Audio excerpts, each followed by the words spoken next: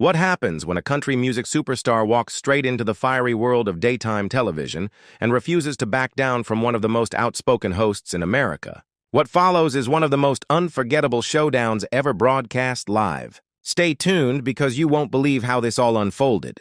And don't forget to hit subscribe and drop a comment below. This story is wild from beginning to end. Blake Shelton walked onto the View set with his usual confident stride and easy grin as the audience cheered loudly. Whoopi Goldberg greeted him warmly, and at first everything seemed relaxed. They chatted about his new album and his upcoming tour. But things took a turn when Joy Behar leaned forward, eyes sharp with curiosity. "Blake," she said, "I have to ask about those comments you made on the music industry and political correctness. They caused quite a stir." Blake's smile stayed, but his tone sharpened slightly. "Well, Joy, I think folks are tired of being told what they can and can't say. Country music's about honesty, even when it makes some people uncomfortable." Joy wasn't letting it slide. "But don't you think artists should be careful about their influence?" "You reach millions of people," Blake shot back quickly. "Those millions are smart enough to think for themselves. They don't need TV hosts or entertainers telling them what to believe." The energy in the room shifted. Whoopi tried to guide the talk back to the voice, but Joy pushed again. "It's interesting you talk about truth-telling when country music has a history of leaving some voices out." "How do you explain that?" Blake's expression hardened. "Joy, country music has always been about heart and storytelling. It doesn't matter where you're from, if you're real, you belong." "Really?" Joy pressed. "Because the numbers don't seem to agree." "Numbers?" Blake repeated, shaking his head. "When I'm on tour, I see people from every background singing together. That's what matters, not some statistics on paper." The other hosts exchanged uneasy glances. Sarah Haynes tried to jump in with a friendly question, but Blake was already heated. "You know what I'm sick of?"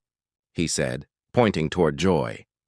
"People sitting in their fancy studios telling the rest of us how we should live. You don't speak for country fans, and you don't speak for America." Joy's eyes narrowed. "People like me? What's that supposed to mean?" "It means people who think they're smarter than everyone else," Blake replied. "People who look down on small-town folks like we're simple or backwards." The studio fell into complete silence. Whoopi tried to intervene, but both were too fired up. "I've never called anyone ignorant," Joy said, her voice tight. "I just believe in talking honestly about representation." "Honest?" Blake scoffed. "This doesn't feel honest. You invited me here for music, but all you want is politics." The audience could feel the growing tension. Joy slammed her hand on the table. "I've done this for decades, Blake. I don't need a country singer telling me how to do my job." Blake leaned back, smirking. "And I don't need someone who's never been to Nashville telling me about country music. When's the last time you had a country artist here who wasn't grilled about politics?" "That's not true!" Joy snapped. "Then name 3 from the past 2 years, Blake challenged. Joy paused, speechless. "That's what I thought," Blake said with a thin smile. "You don't care about country music, just about pushing your narrative." Whoopi jumped in. "Okay, let's calm down." But Blake wasn't backing off. "No, Whoopi, I'm tired of staying quiet. I'm tired of the media trashing people who love this music. We're not your enemy." Joy straightened. "Nobody's calling you the enemy, Blake. But when your words sound exclusionary, people will question them." "Exclusionary?"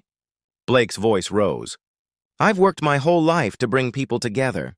I've mentored singers from every background. What have you done but argue on TV?" The audience was uneasy, glancing around as things escalated. Sonny Hostin tried to interject, but Joy shot back. "How dare you question my work? I've fought for equality my whole life." "Fought?" Blake said sharply. "Behind a desk? Real fighting means action, not just talking." Joy's face turned red. "Watch your tone with me, young man." "Or what?" Blake leaned forward. "You'll cancel me? Go ahead." "Controversy sells records." Alyssa Farah Griffin tried steering things back. "Blake, maybe we can talk about your charity work." But Blake's focus stayed locked on Joy. "You just can't stand that country music represents people who think differently. You hate that our values don't match yours." "That's not true," Joy said, her voice cracking slightly. "Then why attack us?" Blake pressed. "You treat us like we're the problem." "You don't know me, Joy. You don't know my story." The producers looked frantic. The show was spiraling. Joy stood abruptly. You use your platform to divide people. Blake rose, too, towering over her. That's funny coming from you. I bring people together through music. You bring outrage. I bring truth, Joy yelled. Truth? Blake's laugh was cold.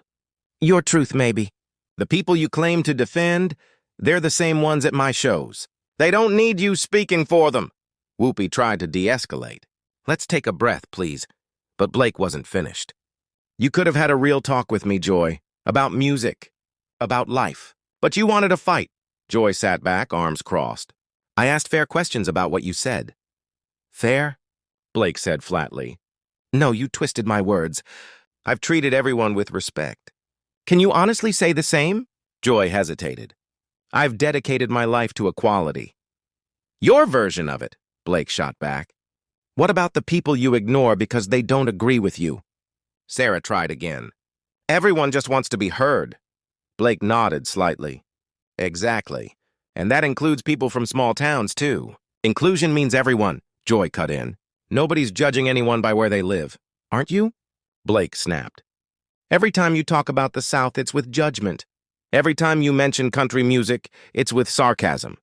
That's not true, Joy protested weakly. It is, Blake said firmly.